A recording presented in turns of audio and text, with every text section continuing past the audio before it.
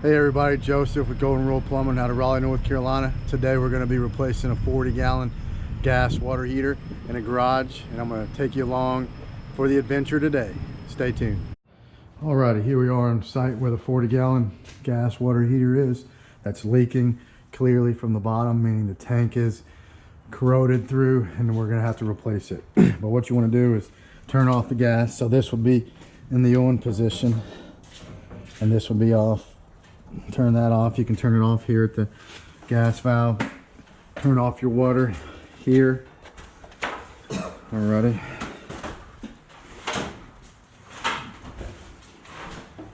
And here we are, just getting everything set up for the replacement. The hose to drain it down, a ladder, just getting the tools ready to make this replacement happen. Alright guys, we got the hose hooked up to the heater here. We're about to turn on my pump and get this thing draining out.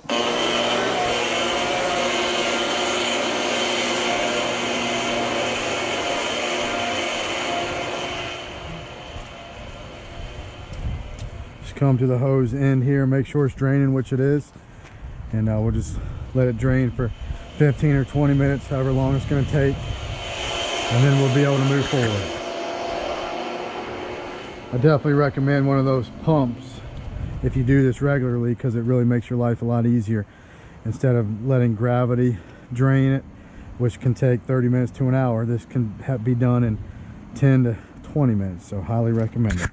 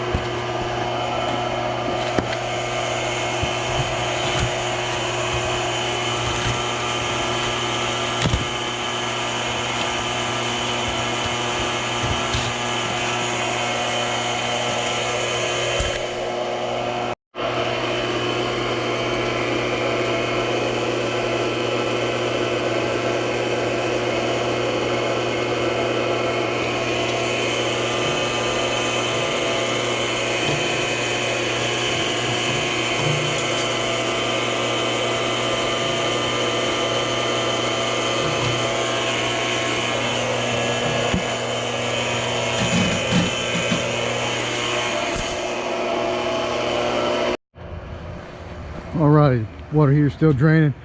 This is the thermal expansion tank that we're going to be adding to this water heater. The old water heater did not have it. It's code now to have one of these. It just absorbs the extra pressure and heat produced by the water heater itself. Here's the new water heater, 40-gallon natural gas water heater that we picked up at Lowe's, and this is what we're going to be replacing the current water heater with.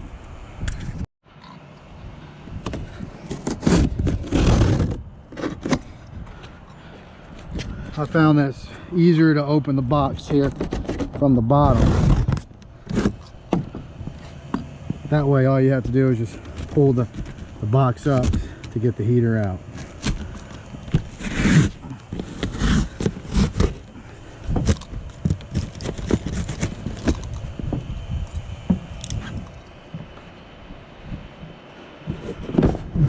Like so. Makes it a lot easier that way. So here it is, the new 40-gallon natural gas water heater. About to load this thing down now. Take it down with my dolly. Take it down to the garage.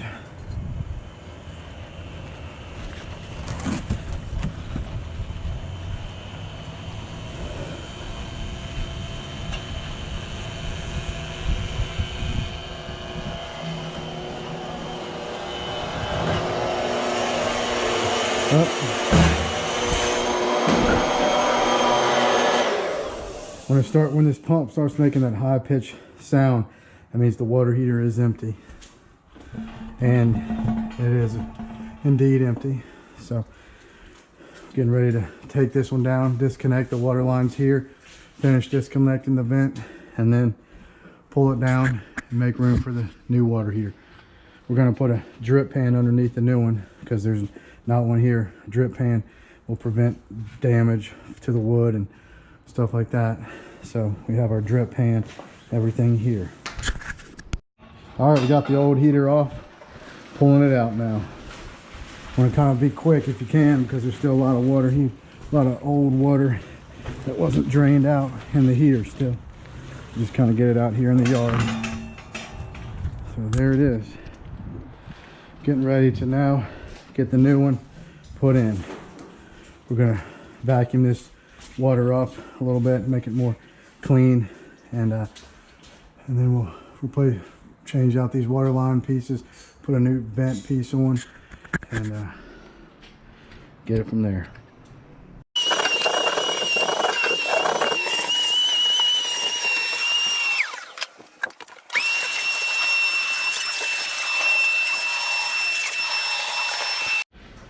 Now I'm going to take this flexible gas line off.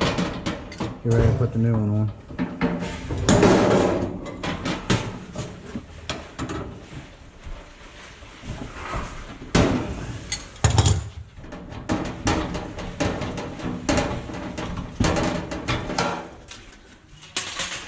Definitely want to make sure this is all the way off. If you smell any gas or anything like that, then you're going to have to go kill the gas at the main source, which would be the gas meter outside somewhere near the house. But usually these things are pretty reliable, these gas valves, I mean gas shutoffs.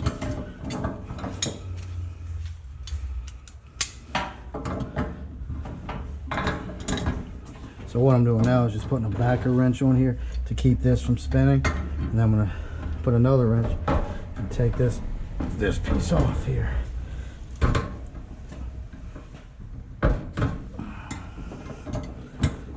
Might have to use a pipe wrench.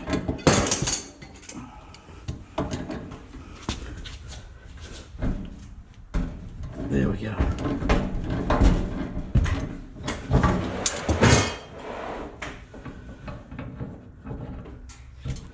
Just clean out that little bit of trash, debris stuff in there.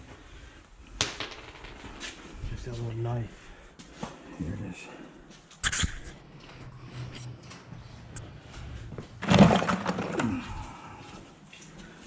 Alrighty. On this new gas supply line, you want to look and see where the flow is going. So the flow is obviously going this way. So you want to put this piece in here. Just follow the arrows. And you want to put not a lot, but a decent amount of sealant on here, on the threads, so it makes a good tight seal, because gas is nothing to play with. It can be very deadly.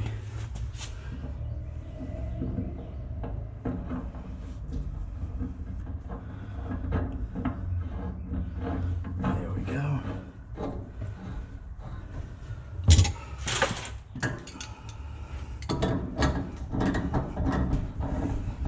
Once it starts getting snug like that, you want to put your backer wrench on it, just to keep that other piece of pipe in the valve from turning.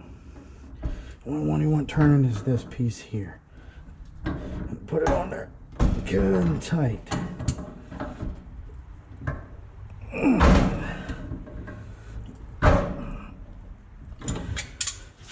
going to use some gas spray once we're done with the gas hookup and all the joints that we did, to make sure that everything's tight and there's no gas leaks.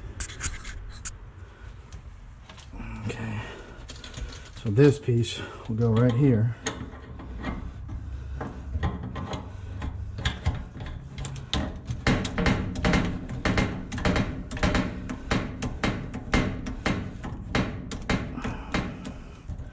Same thing with this one.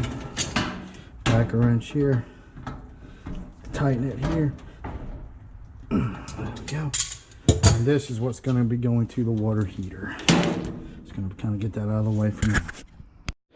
Alrighty, so this stand is still in good shape. Thankfully, it just started leaking last night, so there's no rot or any structural damage. So we're going to go ahead and stick our drip pan right on top of this. Alright, get our drip pan on there right here. We're going to put a piece of pipe here, drain pipe, just down to the floor. So the next time when this heater goes, it'll stay in here and work its way down here instead of getting all over the platform here. All right, we're just gonna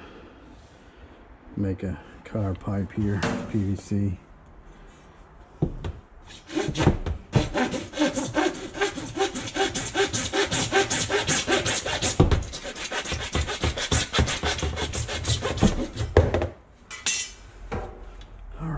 And then we're just going to have a 90 right here, and then a short little piece in there.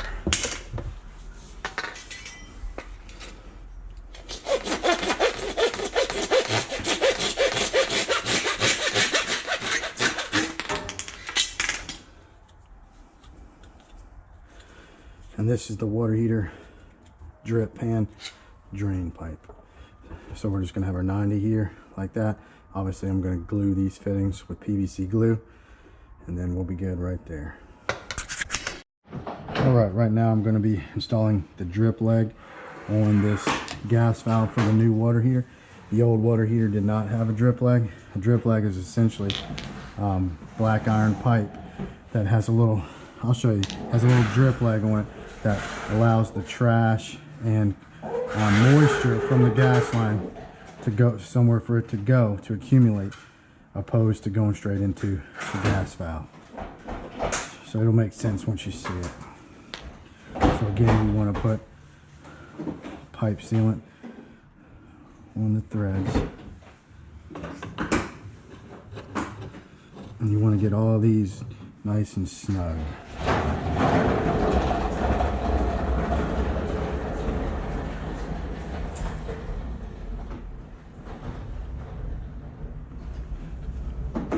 Here's the T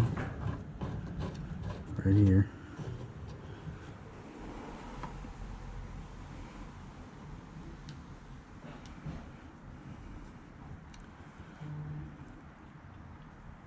And this is the nipple that's actually for the drip leg. I'll get this tight first. You want to be kind of careful tightening this, not put too much force, because you don't want to break the gas valve where it enters the heater for the thermostat. So just be kind of gentle with that. Definitely want to get it snug, but not so bad tight. There we go. So now here's the drip leg. Okay. This is for the cap right here.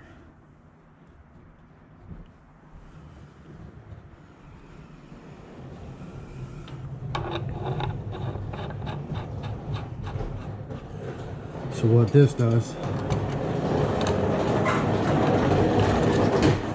is just allows the, you want to get this tight too.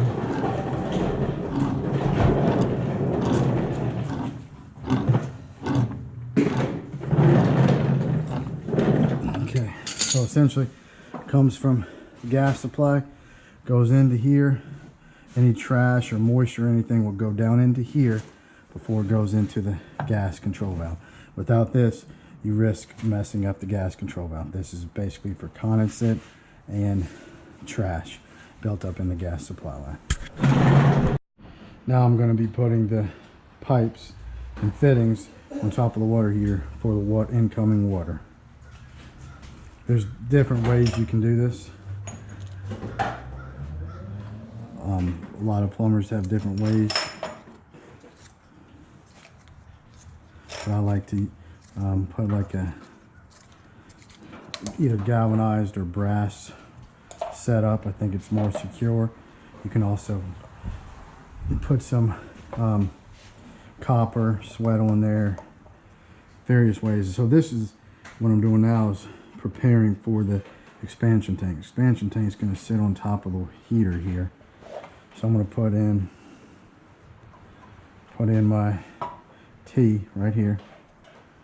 Okay, it's a 3/4 galvanized T.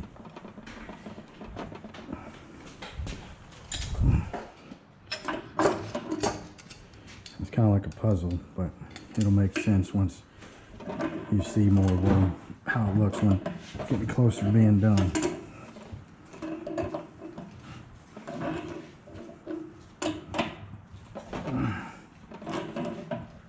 So I'm just trying to make this go around to the front of the heater so you can access the expansion tank. Okay.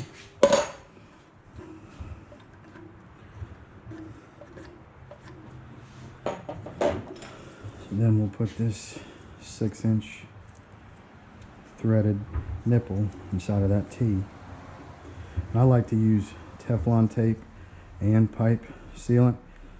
It's just for water lines because it's just extra protection from leaks.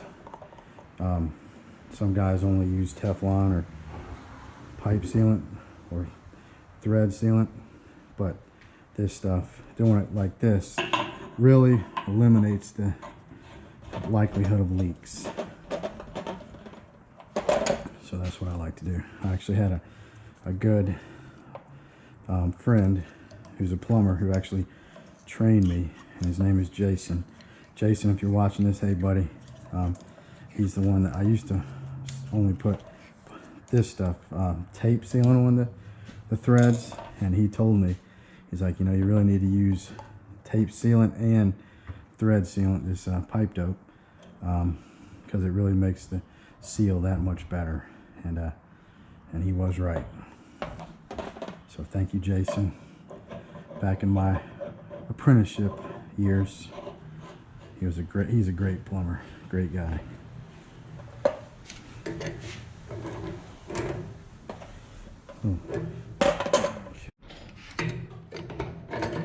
So this 90, this fitting here, galvanized 90, is actually what the expansion tank is going to screw into and sit on top of.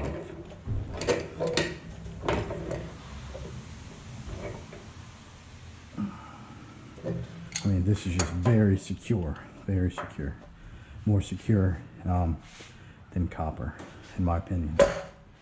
So on the left side, I'm just going to put this flexible stainless steel water line connector just right on top of here on the hot water nipple coming out of the water heater. And it has a washer in there, so you do not have to use any pipe dope or thread tape on this. You just want to get it good and snug. Don't want to overdo it because then you could damage the gasket, but good and snug like so. And then this is just gonna hook up to my hot side up here, and I'll show you what I'm gonna do here. I'm gonna put a PEX male adapter right here, and then I'm going to put maybe a brass adapter or some sort of adapter in here so I can put my supply line right here, and then that'll be going up to the cold side, which is right here in the expansion tank. This guy here, once I put thread tape and pipe dope on it, will go right into here. So it's just going to sit just like that, and it's going to be very secure, easily accessible when the time comes to replace this, because these usually last 3 to 5 years. Water heater 8 to 12 years. So you'll probably have 2 of these for the life of one of these. So bear with me, and I'll get some more things to finish this water line connection. Alrighty, so I got another galvanized nipple here to go on top of here to make ready for my cold water flexible supply line.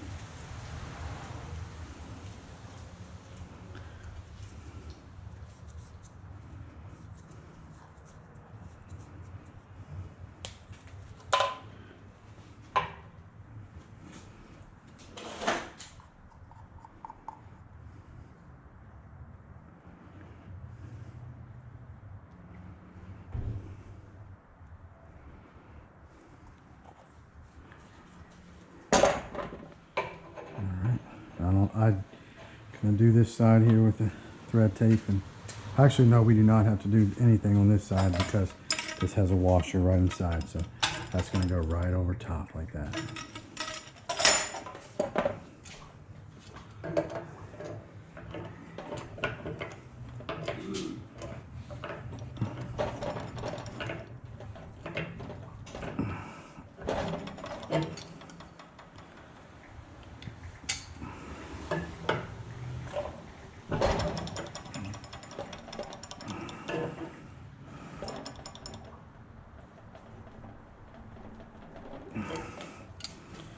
See how far those threads are. There we go.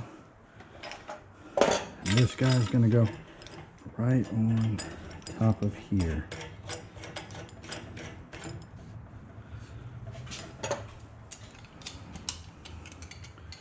Like this.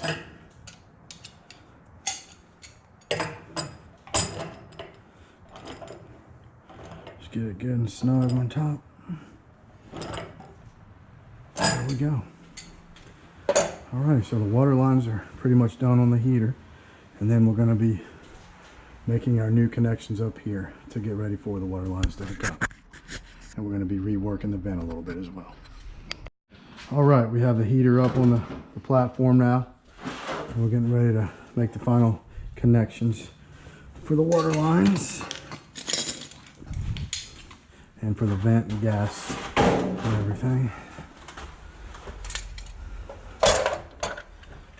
Alright, so I'm just going to put 3/4 male adapter right here, inside of here, like that.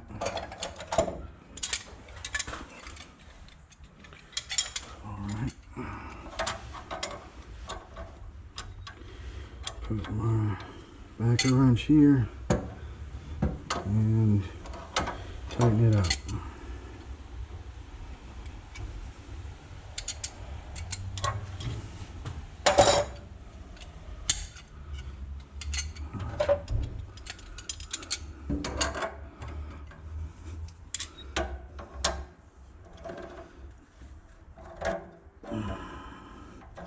So no pipe dope or thread tape necessary.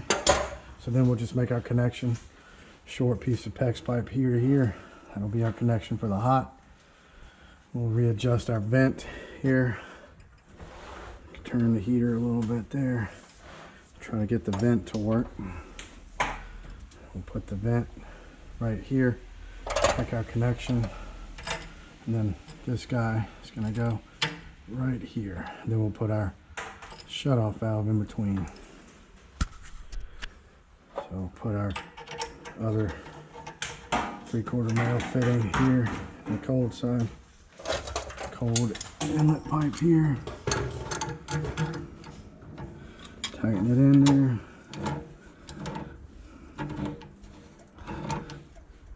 Okay. Tight. And then we'll put our connections in. Alright, here we are getting ready to make our connection with the PEX pipe on the hot side. Put a couple of our compression rings here, there. Alright, there we go. So I'm going to make sure it's all the way up close to about maybe 1/8 of an inch. I just like to use a channel lock just to get it a little bit, a wrench to get it a little bit tight. So when I come behind with my crimping tool, I don't have to worry about the ring moving around. So get that good and crimped in there. Get this one. Rose up a little bit here.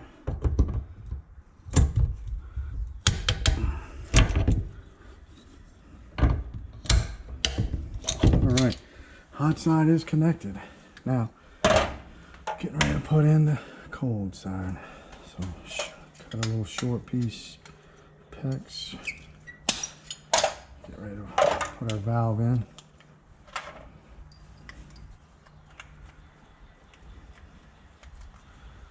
Alright.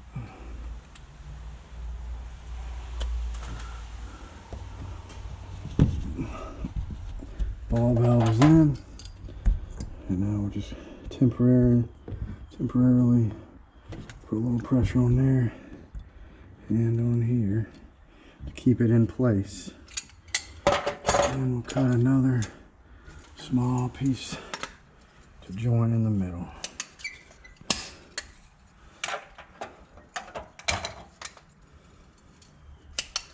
I want to try to get these cuts as square as possible so they're straight. Okay, 2 more rings here and there. There we go. All right, get this one temporarily tight. And then come behind with the 3/4 crimping tool. This tool is made by L.L.C. It's probably the best crimping tool on the market, made in America. They make all different sizes, 3/4 inch, 1/2 inch, 1 inch. And they're just a very good, durable tool. They're good for thousands of crimps between adjustments. And then you can easily adjust them yourself or send them back to L.L.C. and they'll adjust them and refurbish them for you, I think for free. Don't quote me on that, but that's what I think. So, all right, so cold water's in, hot water's in. Now we're gonna rework the vent, get ready to put our expansion tank on. Alrighty, so I got the other piece of vent on. I'm about to put it on top.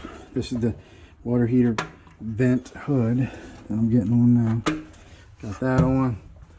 Now we're getting ready to put the vent piece on here. I'll turn that, raise that, and put a little bit of flex right there. All right. Okay, so the vent piece is on here. All we gotta do, let me get a screw. They're down there. All right, screw, just to screw it into the vent hood.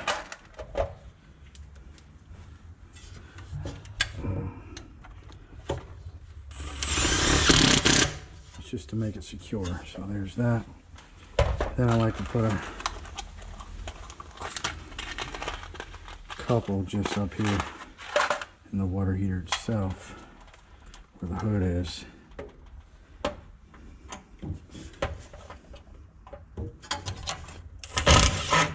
There's that. So we're going to insulate these water lines once we test them for leaks. Just put insulation because you have to have them insulated in a garage. And then we're going to finish hooking up that yellow gas supply line to this here, to the heater. Turn on the gas, test everything, and then it'll be a wrap. We'll be all done with this water heater. So, and then obviously the expansion tank still goes on here. Alrighty, well, we're finished up with the heater now, and we're letting the water fill in. We have our water valve on. We're letting all the water fill up in the heater. Then we're gonna go inside and bleed out the lines, turning on a couple bathtubs, hot side only, to get the air and whatever dirt's left in the lines out. And then we'll fire up the heater.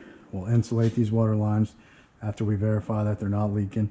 We'll turn on the gas, turn on the heater, check our gas connections for leaks, check everything out, and then we'll get out of here. So I hope you guys enjoyed watching this video, and I hope it helps somebody with a natural gas water heater installation. Thank you. You guys take care. Please subscribe. God bless.